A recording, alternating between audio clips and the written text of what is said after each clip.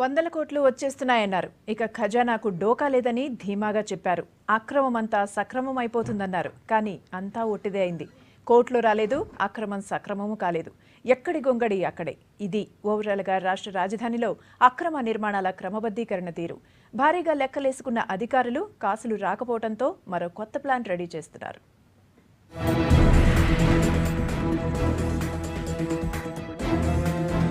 అక్రమ లేఅవుట్లు, నిబంధనలకు విరుద్ధంగా కట్టిన బిల్డింగ్ల క్రమబద్ధీకరణ కోసం సర్కార్ ప్రవేశపెట్టిన స్కీమ్లకు ప్రజల నుంచి స్పందన కరువైంది.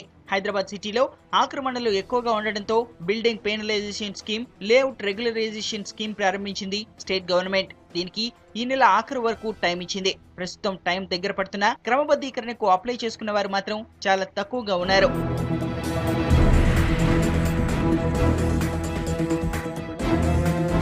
అధికారుల నిర్లక్ష్యం కారణంగానూ, అవినీతి కారణంగానూ సిటీలో అక్రమ నిర్మాణాలు విపరీతంగా పెరిగిపోయాయి.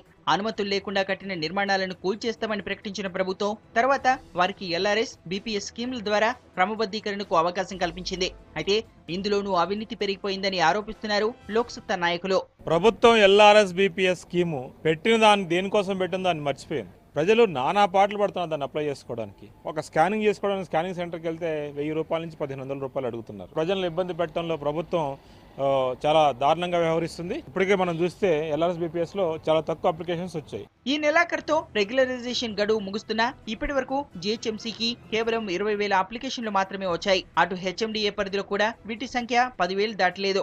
భారీగా ఆక్రమణలు ఉండడంతో రెగ్యులరైజేషన్ తో దాదాపు 1500 కోట్ల వరకు ఇన్కమ్ వస్తుందని ఎక్స్పెక్టేషన్స్ పెట్టుకున్నారు అధికారులు. కానీ అప్లికేషన్లు అంతగా రాకపోవడంతో ఇప్పుడు ఆలోచనలో పడ్డారు. ప్రజల నుంచి అంతగా స్పందన రాకపోవడానికి టెక్నికల్ ప్రాబ్లమ్స్ కారణమంటున్నారు సిటీ జనం. ఆన్లైన్ లో డాక్యుమెంట్స్ అప్లోడ్ చేయడంలో సమస్యలు వస్తున్నాయంటున్నారు. గత కొంతకాలంలో పూర్తి అవినీతి జరిగింది.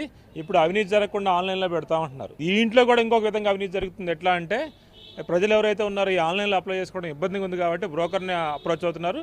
ఆ బ్రోకర్కి కనీసం 5,000 నుంచి 6,000 కడుతున్నారు కాబట్టి ఇప్పుడు కూడా అవినీతి జరుగుతుంది. ఇవి లేకుండా ప్రభుత్వం చూడాల్సిన బాధ్యత ఉందని అంటున్నారు. రెండోది, ప్రభుత్వం ఎన్ని చెప్పినా సరే వాళ్ళకు ఉపయోగం ఏంటని ప్రజలు ఆలోచిస్తారు. సో డెఫినెట్గా ప్రభుత్వం ఆ దిశగా వెళ్ళట్లేదు కాబట్టి గత ప్రభుత్వం కానీ ఈ ప్రభుత్వం కానీ ప్రజలు ముందుకు రావట్లేదని నేను అనుకుంటున్నాను. అక్రమ నిర్మాణాలు కట్టేప్పుడు సైలెంట్ గా ఉండడం, ఇప్పుడు క్రమబద్ధీకరణకు అవకాశం ఇవ్వడం ఎందుకని ప్రశ్నిస్తున్నారు సిటీ పీపుల్. ముందుగానే కాస్త స్ట్రిక్ట్ గా ఉంటే ఇలాంటి సిచ్యువేషన్ వచ్చేది కాదంటున్నారు.